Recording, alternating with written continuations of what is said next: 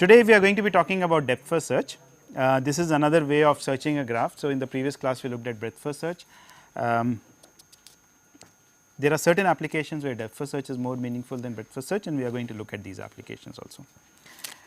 Yeah. So, one application is the following. You are a mouse, yeah, you all know who you are. So, you are a mouse, and there has to be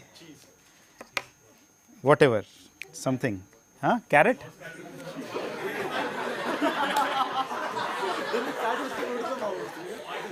No, I thought you said carrot. Oh, it was cat. Okay, so there is a piece of cheese at the end of the maze, right? And you have to find your way to this cheese, right? So, this can be thought of as a graph in the following sense, right? At each of these squares, I put down a vertex. Yeah, we'll come to that in a minute. So, what will the mouse do, right? The mouse is not going to do a breadth first search, right? Unlikely that it's going to do. It's not even going to do a depth first search, right? But what it ends up doing is something like a depth first search. Okay. So, what this mouse is going to do, as all other mice would, is that it's going to go off in one direction, yeah, and try to explore that path, that direction fully, and if it's not able to get to the cheese, it's going to try and backtrack. Yeah. So, we will understand what all of that means.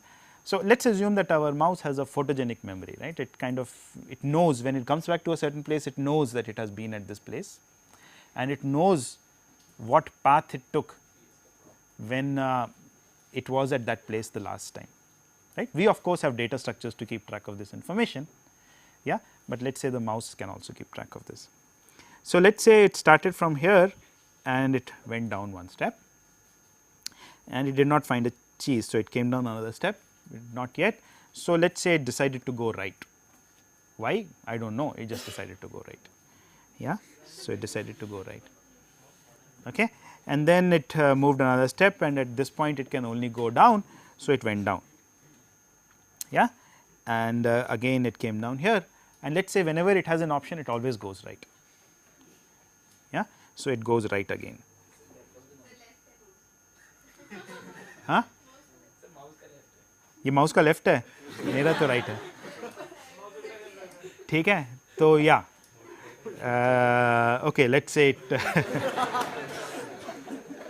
so, let us say that the mouse tries to take this direction first, yeah, east, and then it tries to take this direction south and west and north, yeah. So, now there is no doubt about left and right.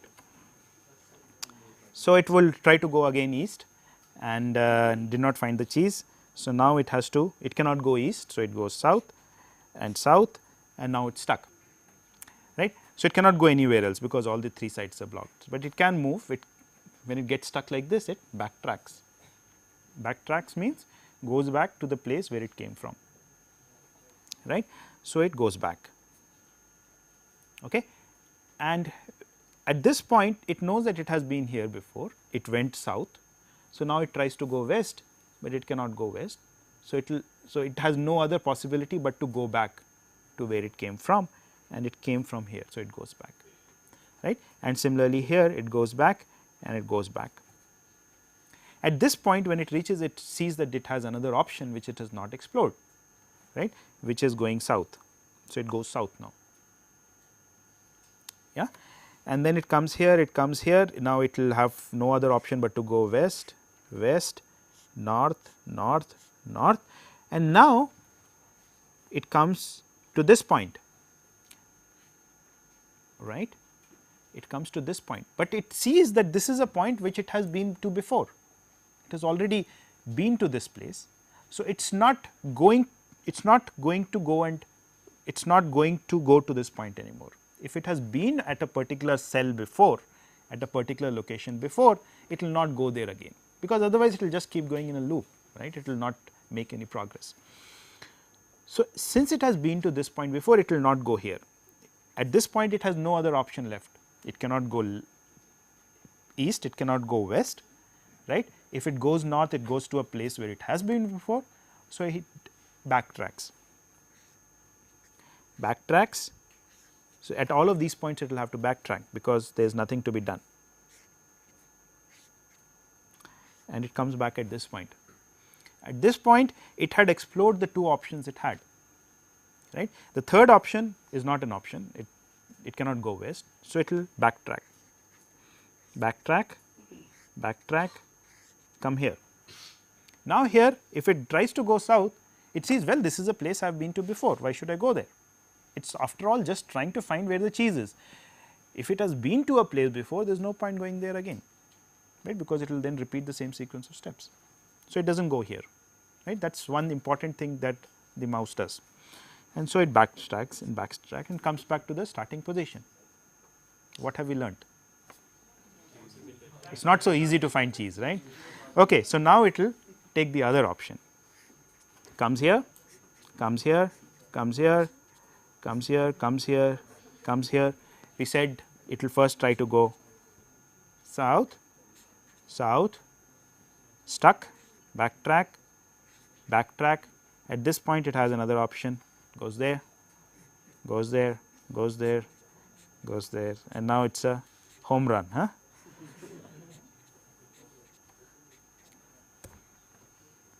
Right, time to clap. No? Okay. So, it has found the cheese. So, this is what we will call depth first search, and we will formalize this shortly. But this is a fairly natural way of exploring, right. It is not artificial, it's, you do not have to be a mouse to be doing this, right. You take a particular direction and you try to follow it till wherever it will reach you, it will till whatever you can, using that direction. So, direction here now corresponds to, in our graph setting, it will correspond to taking one edge, going out along that edge, right, to the next vertex, and continuing and seeing where all you can reach, right. Okay. And then if you cannot reach any other vertex, then you start backtracking, right. So, while there was a notion of a goal here, which was the cheese, and we stop here, in our depth first search there is no goal really, right. So, our depth first search would just be a mechanism of exploring all the vertices of the graph.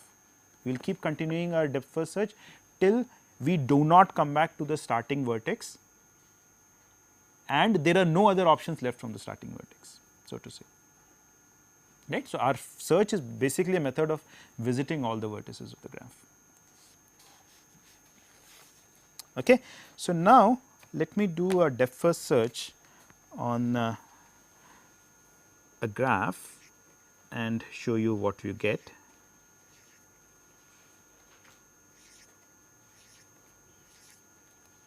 And I will start including some terminology now. So, this is a graph, we are working with an undirected graph for now, right. The notion of a depth first search is applicable also for directed graphs. So, small simple graph on 6 vertices, and I am starting from this vertex. So, as in the case of breadth first search, there is always a notion of a starting vertex, I am starting from this vertex. And what am I going to do? I am going to take one edge out of this vertex, right. So, in the case of the mouse, we chose a particular ordering, right. We said first we will take the path, the option going east, then south, then west, then north. Right. Here we can choose whichever we want, and typically we are going to take, so recall we are working with the adjacency list implementation, right. So, for every node, so recall an adjacency list implementation, you have an array, and for each vertex you have a linked list, and this linked list is a list of adjacent vertices. So, the first edge I will consider is the edge going to the first vertex, right.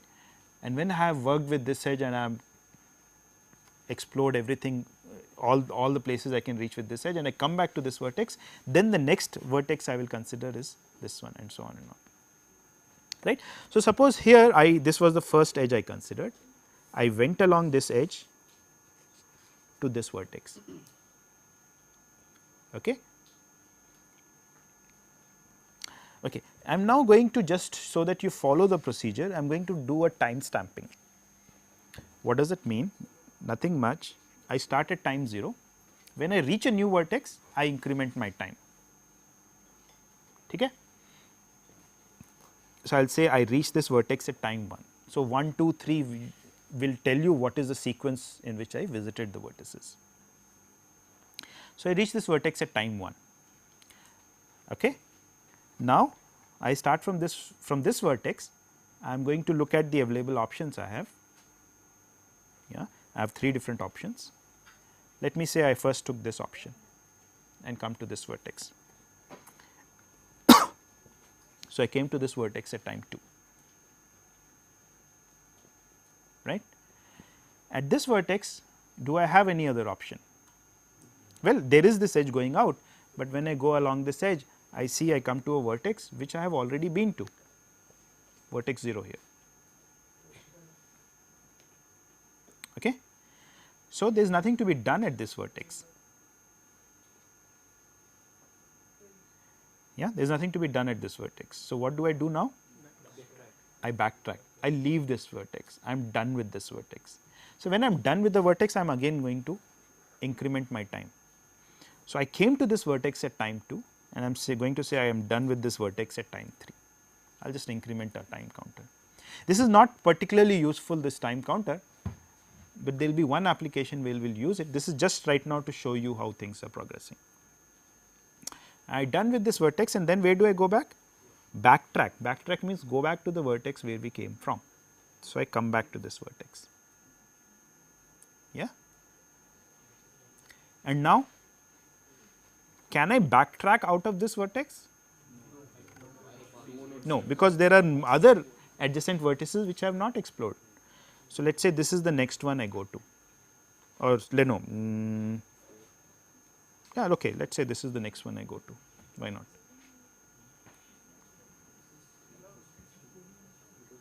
Right. So, I take this one and I reach this vertex at time 4. No. So, our numbering is, when we reach a vertex, we increment the counter, and when we backtrack from a vertex, then we increment the counter. That is the only way we number, right. So, I am not saying that I leave from here at time 3, I get to here at time 4, then I could do that also, but why keep incrementing unnecessarily. So, I am going to increment only when I reach a new vertex. So, I reached a new vertex, I give it a timestamp of a 4, yeah. And now, at this vertex, what are the other options I have? I can go along this edge or I can go along this edge. Let us say I decided to go along this edge, yeah. So, I decided to go along this edge, I came to this vertex at time 5, say. At this point, I could go along this edge to this vertex, but again this vertex is already visited, yeah. So, I am not going to do that, and since there is no other option left, I will backtrack out of here. So, I finished my visit at this vertex at time 6. Backtrack, always backtrack to where we came from. We came from 4, so we go back to that. So, now I come back to 4, but there is one other option at 4 which I have not explored, which is going like this. So, I am going to follow that now and reach this vertex at time 7. Yes. When I reach this vertex at time 7, now I look at the other options I have. This is one option, but this leads to me to a vertex which is already visited. This is another option I have, but this also leads me to a vertex which is already visited. So, no other options. So, I backtrack out of 7. At time 8, I backtracked out of 7 and I come back to this vertex. At this vertex, I have explored all options. I went along this edge, I went along this edge and had come along this edge. So, that this is the only edge left in some sense. So, I go back along this, right. I have explored this, I have explored this. So, I am ready to backtrack out of this vertex. So, I backtrack out of this vertex at time 9. Backtrack out of this vertex at time 9, and where do I end up? At this vertex, right. So, I now reach this vertex. At this vertex, I have explored this possibility, I have explored this possibility, I have not yet explored this possibility, but this is meaningless because this vertex is already visited. So, I have explored all possibilities out of this vertex. So, I now backtrack out of this. So, I backtrack out of this at time 10 and I come back to this vertex. At this vertex, I have only explored this edge yet. So, now I go explore this edge, but this is going to a vertex which is already visited. So, I cannot do anything. This is going to a vertex which is already visited. So, I cannot do anything. This is going to a vertex which is already visited. I cannot do anything. So, I am done with this vertex also, right. So, at time 11, I finish at this vertex, right. So, each vertex has been given 2 numbers, the time at which we came there, the time at which we left, 6 vertices. So, there should be 12 numbers in all, and that is what we have 0 through 11. Right. So, this procedure is called a depth first search. Any questions so far?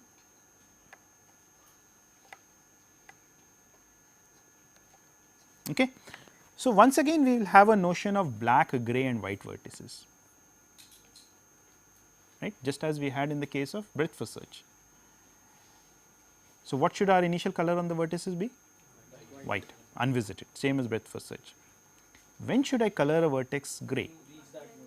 When I reach that node, then I color it grey. When should I color it black? When I leave that node eventually, then I should color it black. Is it clear to everyone? Right? Same as in the breadth first search. When I had removed the node from the queue, when I inserted the node into the queue in breadth first search, I colored it grey. When I removed it from the queue, I put its neighbors back into the queue. If any of the neighbors was white, I put it into the queue and I colored this node black. So, corresponding thing here would be when I leave a node, when I backtrack from a node, right. I have explored all possibilities going out of that node, then I color that node black, right. So, at a node, so if I am at a node, I will look at its neighbors, right, and which neighbor will I go to? So, suppose this is the first neighbor I consider. In what circumstances, what should be the color of this neighbor, so that I would go to this neighbor? White, right, yet to be explored. Only if this node is white will I go to this node. If it is black or grey, then I will not go to this node at all. Yeah. So, I am at this node, this is what I am saying. If this node is white, only then do I explore it, so to say. Okay, let us understand this example a bit more. Let us mark out the edges along which we travelled in the course of our breadth first search with red, right. So, I travelled along this edge because I came from here to here along this edge, right. How did I reach to this from this one? So, I travelled along this edge, yeah. So, once I went along this edge, then I backtracked along this edge, then I went along this edge, then I went along this edge, then I backtracked along this edge, then I went along this edge, backtracked along this, backtracked along this, backtracked along this. Yeah. So, each one of these red edges I have went along them twice. Once I went along the edge and the other time I backtracked along the edge, right. How many such edges are there? How many red edges are there?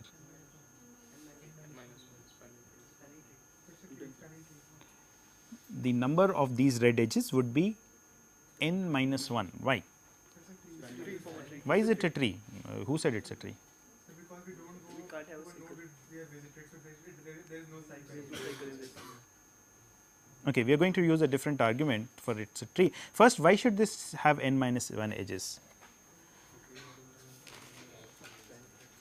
Right? Why should this have n minus 1 edges?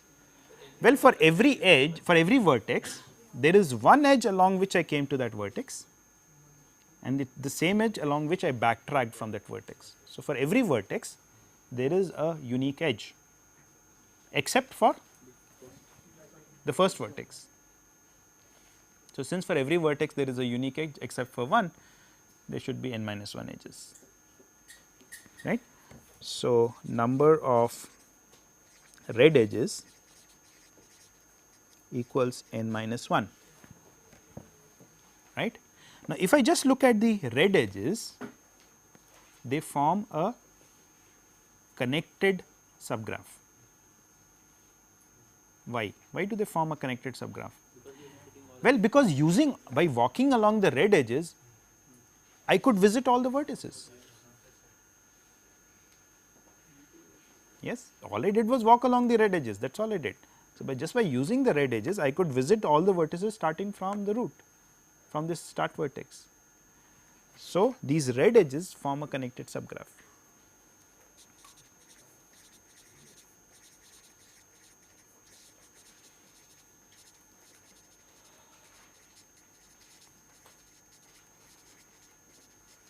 So, connected subgraph with n minus 1 edges is a tree. Yes, we have done this before. If I have a connected subgraph with only n minus 1 edges in it, it cannot have a cycle, we proved this,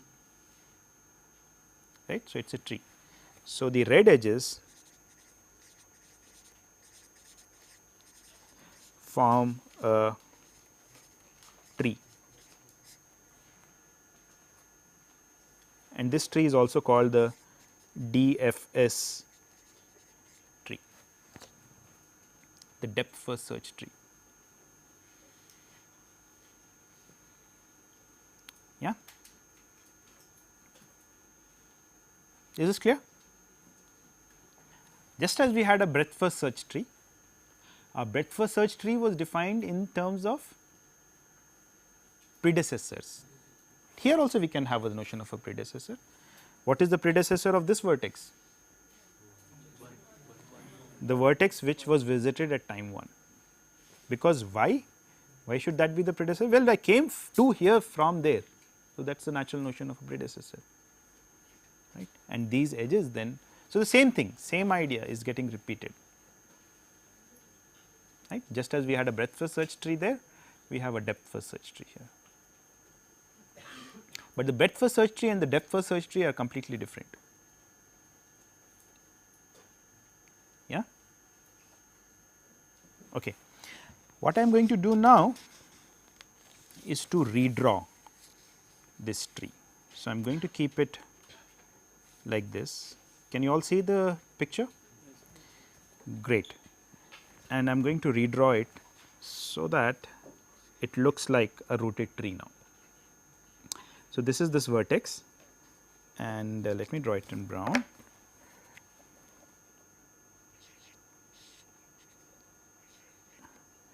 This is that, and the next vertex would be there, and from here I have this. So, this is this vertex that I have drawn. From here I have an edge to there, and I have another edge, right. These are all the 6 vertices. If you want, I will put down the numbers so that you can also see the correspondences. Well, this is 0/11, this is the 1/10, this is 2/3, this is 4/9, 5/6, 7/8, right. And let me also draw the other edges of the graph, right. Right now I have only drawn the tree edges, the DFS tree edges, right. These are the edges along which we traveled. Let me also draw the other edges. How many other edges do we have? We have 4 other edges. There is one edge from here to here, there is one edge from 110 to 78. This is another edge, right. This is this edge. There is one edge from 78 to 011, this edge, and there is this edge 011 to 56. Oops, okay. So, let me draw it like that, right. This is an undirected graph. So, these directions that I have shown are meaningless, it is just to signify that this is how we moved, right. And now I can get rid of this picture. So, this is our graph. I have just redrawn it, so that now it looks like a rooted tree, right. And the predecessor of a node now is just the parent of that node, right. If I define this as the root, then there is a natural parent child relationship between the nodes. Yeah, the parent of this node is this, and it is also the predecessor, right. So, quite often we will talk in terms of parent child siblings and all for a DFS tree. So, when we say that, that basically means we are thinking of the starting vertex as the root of the tree, and we are basically hanging the tree from there, and then whatever is the parent child relationship that gets defined, that is what we are working with. Great.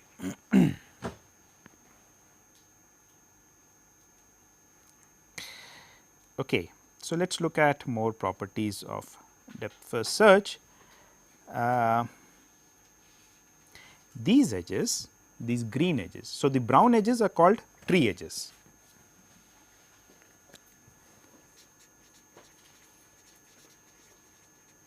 Right, that is the brown edges. The green edges are called back edges, and we will see why they are called back edges and why not front edges, right.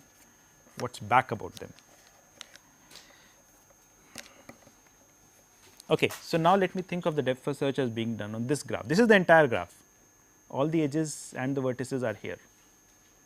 Yeah, I started from this vertex, I came down to this, I came down to this, and then I looked at this was one option available to me. Yeah, but this edge was going back to a vertex which I had already visited. Yes, and so this is called a back edge, going back to a vertex which is already visited. Okay. So, then it was going back to a vertex which was already visited. So, I do not go there, there is no other option left here. So, I backtrack, right. This is the option here, I come here, I come here, again this is an edge going back to a vertex which is already visited. So, I do not go along this edge, I backtrack from here, I come here, this is an edge going back to a vertex already visited. So, I do not go along this, I backtrack, right. Well, I could now look at this edge again and say, well, this is going ahead to a vertex already visited. So, I could potentially have also called it a front edge, but since we first considered it as a back edge, we are going to stick to the term back edge. Yeah. So, this is an edge we going to a vertex already visited. So, we do not consider this, and since all options are exhausted here, I backtrack, I come here. These are all edges which we have, so to say, have been classified as back edges. So, we do not, or they are going to vertices which are already visited. So, we do not do anything and we are done. Okay. So, who can formally define for me what a back edge is? What is a property of a back edge? Okay. No, okay. So, I think I am getting ahead of myself. Now, I have the following question: could there be an edge from this vertex to this vertex? Could this dotted red edge be? So, I have drawn it dotted, right. So, most likely it should not be there. Yeah, but why? No, because 4, 9 would then be below 2, it will become 3. Yeah, when I came to 2, when I came to this vertex at time 2, then I backtracked out of this vertex because only because there was no other option available to me. But if this edge was there, then this was an option available to me. Why? Because this vertex was not yet visited. This vertex was visited only at time 4. So, at time 2 this vertex was not visited, and so it is still a white vertex, and so I would have gone along this edge, and if I had gone along this edge, then this would not be the picture at all, right. So, clearly this edge is not there in the graph. Which have a level difference greater than 1. No, we'll understand what these edges are in a second. So, it's not, there is nothing to do with level here, unfortunately. Yeah. So, this is akin to, we are saying, edges which jump a level in breadth first search. They cannot be, because if they were, then that would not have been our breadth first search. That would not have been this collection of levels. So, if this edge were there, then this would not have been the picture at all. It would have been something completely different. So, this edge is not there. This edge is not there. Similarly, this edge from here to here is not there, or from here to here is not there. Yeah. So, what are these edges which are not there? What can I say about edges which are there and edges which are not there?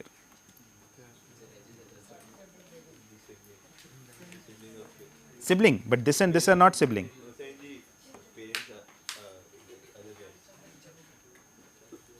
It would have grandparent, ancestor. There's no ancestor. Right. So, what are the edges which can go from here, which can emanate from here? They are only edges which go up to root or to ancestors. Okay. So, let us understand this. This is a very important point. Right. I have reached a certain vertex, and this is, let us say, the sequence of vertices along which I reached here. I am sitting at this vertex at this point, right, and I am ready to backtrack. Ready to backtrack matlab there is no other option available to me. So, what are the other edges which could have started from here? These are only two vertices which have already been visited. Yeah. Well, these are clearly vertices which have already been visited, right. So, there could be edges from here to here, but why can't there be an edge from here to some other vertex which has not already, which has already been visited? There will be no need for backtrack. We can go to that node instead of. No, so why did you say only ancestors? So, suppose this was my vertex here, right? Why are we saying that only to ancestors? Why can't I have an edge from here to here? Because then it would be the ancestor of this. And Had it been visited earlier, it would be back. Right. So, if there was an edge from here to here, it has to be the child of the When we went to history and backtrack, before backtracking, we would have covered that vertex. That path would have already been covered. right. Okay. So, what is the formal way of saying this? Why should we have only edges from a vertex? So, okay. So, let us just put down what we have concluded so far. From a vertex, we can have edges only to ancestors, right, and such edges are called back edges. So, what is a back edge? So, now we are ready to define what a back edge is. Anyone? What is a back edge? An edge from a node to an ancestor. from a node to an ancestor. What is an ancestor? What is an ancestor? An ancestor with respect to the depth first search, with respect to the DFS tree, right. The notion of an ancestor is coming in only because we have defined a DFS tree. So, an edge from a node to an ancestor is called a back edge, But not parent. but not to, But not to parent. yeah, an edge from a node to a parent is a tree edge. Yeah. So, we will distinguish between tree and back edges. So, as an ancestor is not a parent, let us say. Yeah. Okay. So, those are the back edges, and these edges, the ones in the red dotted here, are not back edges, because they are not going from a node to its ancestor. Neither is this node an ancestor of this, nor is this an ancestor of this, right. So, such edges cannot be there at all in our graph. So, depth first search basically so if you do, after you do a depth first search, you end up dividing now the set of edges into two classes, tree edges and back edges, and there is no other edge. You can just say that any edge. Every edge gets classified either as a tree edge or as a back edge. right. So, let me write this down. So, DFS classifies every edge as a tree or a back edge, right. This is similar to breadth first search. Breadth first search classifies every edge as an edge going between adjacent levels or going between a level within the same level, let us say, right. So, here breadth first search, depth first search also does this thing for us. Clear to everyone? Okay, we are still talking about depth first search in undirected graphs though. When we come to directed graphs, things will change a bit, right. Keep that in mind. Okay, how do we implement depth first search? Looks like a fairly complicated thing, right? Stacks or recursion, right? Okay, let us see. So, what are the things we needed? We said we have to keep track of whether a vertex is visited or it is not visited, right, whether what the color of a vertex is. So, actually we do not even need to distinguish between gray and black, we just need to distinguish between white and non-white, whether a vertex is visited or it is not visited. That was the only thing we really needed, right. So, we are going to keep an array called visited, right. So, what will this have? Basically it will have an entry for every vertex. So, for a vertex V, it will have an entry, let us say 0 or 1, 0 if it is not visited and 1 if it is visited, right. This is a 0 1 entry, 0 means not visited, right. So, initially all the entries of this array would be a 0. Okay. Right. So, suppose I wanted to do a depth first search starting from a vertex V in my graph, right. So, now my graph is going to become more abstract. This is my graph, this is a vertex V, right, and I want to do a depth first search from this vertex. So, what am I going to do? What does depth first search involve? What is the first thing I should do? So, first I should mark this vertex as visited, right. Clearly, let us say this is the very first thing I do. Visited V equals 1. 1.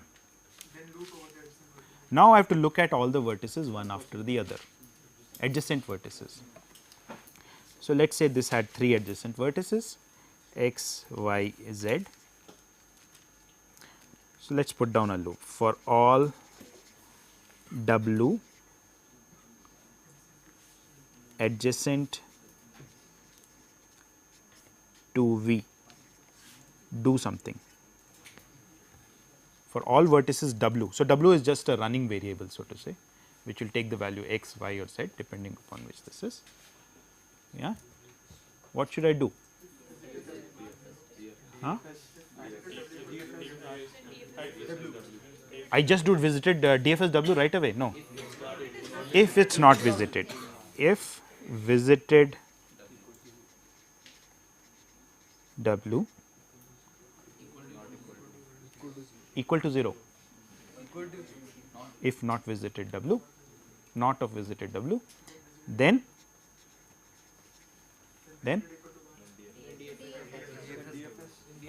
let us just say DFS W. Yeah.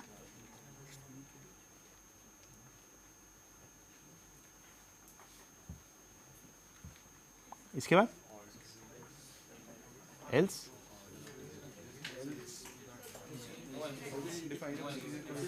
no else then what? Backtrack. For all W, we have to keep registered of For all W हो रहा है not of visited of W, then we backtrack. Visited W equal to 1 जैसे हम DFS W call करेंगे visited W 1 हो जाएगा। और बताइए क्या करना चाहते हैं आप?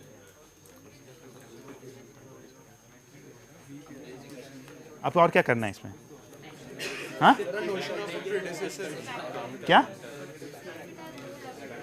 If it has no W then Sir, predecessor backtrack. एक predecessor का notion होना चाहिए. If all W's is not visited, then we backtrack to that predecessor.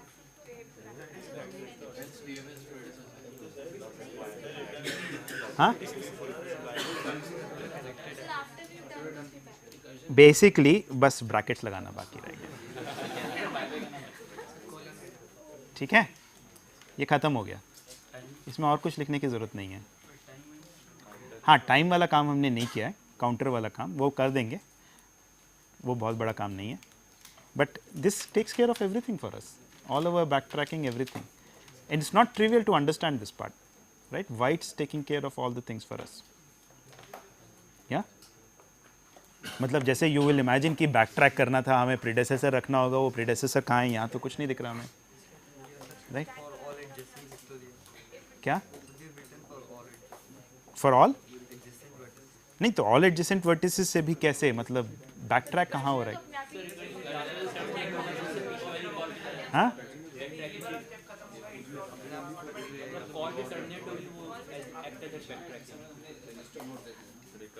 हाँ, तो यही हो रहा है यहाँ पे when जो, but you know, to convince yourself that this is doing all of that, you know, recursion is not magic, right? It's after all it's just a piece of code. अगर recursion ऐसे होता है तो हम अभी तक हर जगह क्यों हमने recursion नहीं लगा रहे होते? So it is particularly well suited for depth first search, right? You can write a 3-line program, or 4-line program for something we spent 30 minutes, you know, telling what the procedure is. Yeah. Okay, so what is it that is happening? Why is this working out for us? Yeah, so let's try and understand that, and I'll just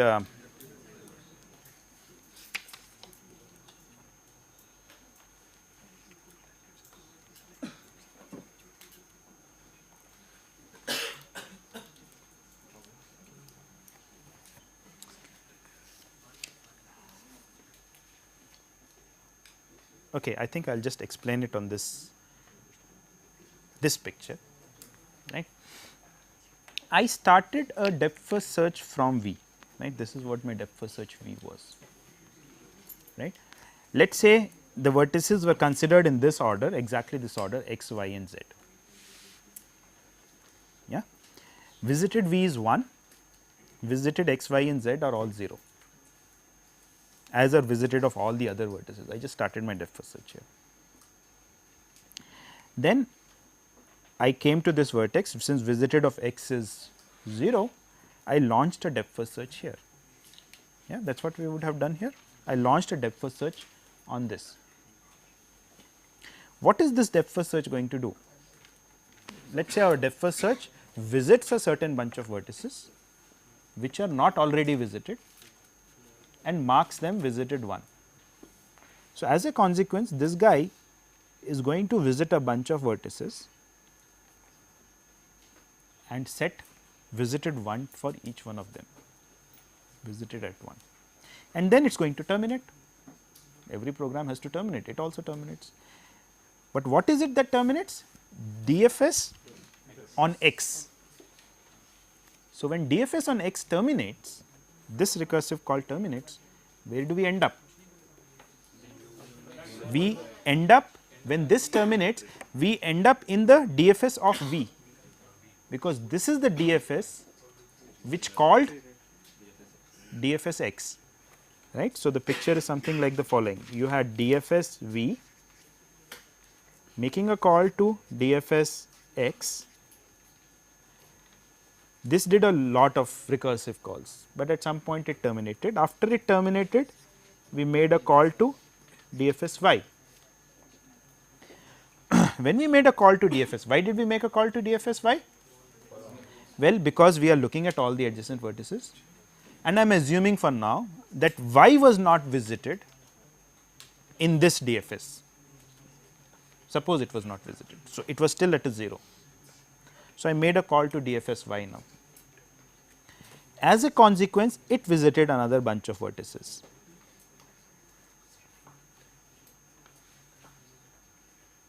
Yeah, it would not have visited any vertex which was already visited by x.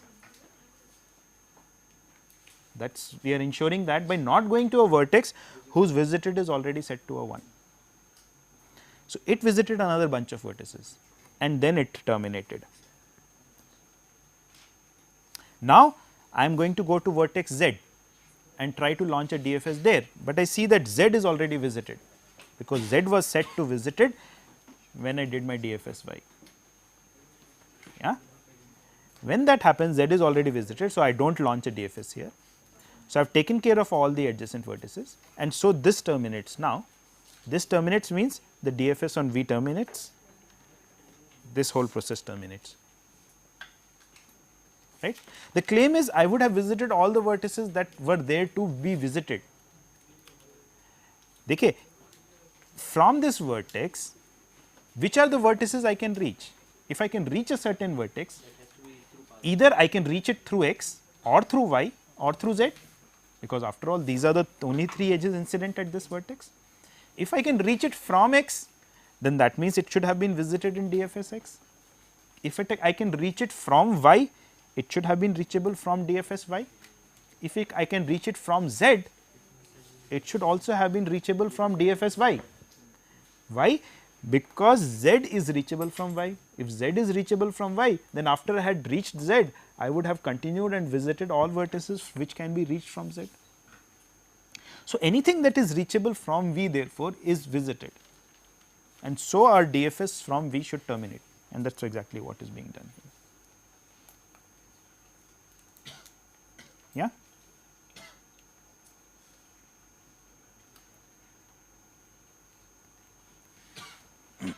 We are not done with this yet, as you can imagine, right.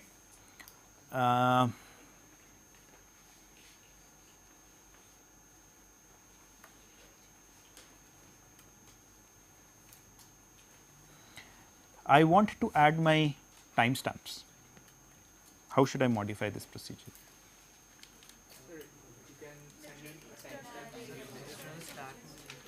Right. So, suppose with each vertex I want not just visited, but I have 2 other arrays, arrival, let us call it A, and departure, let us call it D. Right. So, A of V, so this is also an array and this is also an array. Right, it is not a 0 1 array, sorry. So, this 0 1 was for the previous thing. So, if I have a vertex u, so A of u will be an integer which will tell me what time I reached vertex u, and D of u would be another integer which will tell me at what time I left vertex u. What modification should I make to this piece of code? Huh? Sir, A of u comes before DFS. When we start DFS, we first after visited. So, A of u is time equals plus t plus plus whatever t plus plus. time plus plus. And one is after DFS, not after the for loop. In the if after DFS w. After इसके बाद after DFS w. After the for loop. यहाँ पे D of u या कुछ और W, D of u या W? W तो यहाँ डिफाइंड ही नहीं है, W was part of the loop. Equals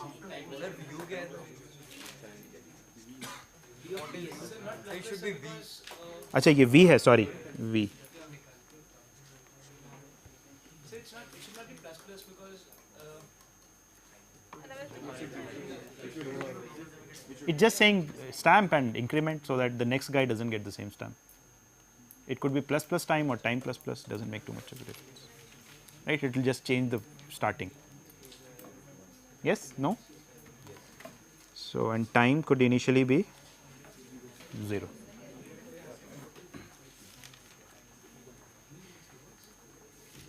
ठीक है? तो फिर 0 से नंबरिंग शुरू होगी, जो स्टार्टिंग वर्टेक्स होगा उसका अराइवल टाइम 0 होगा. Yes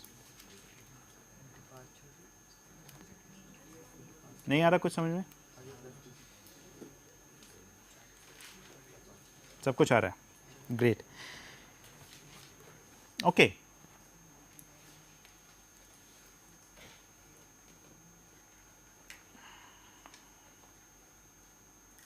you can also modify this procedure to identify which edge is a tree edge and which edge is a back edge. Can you do that?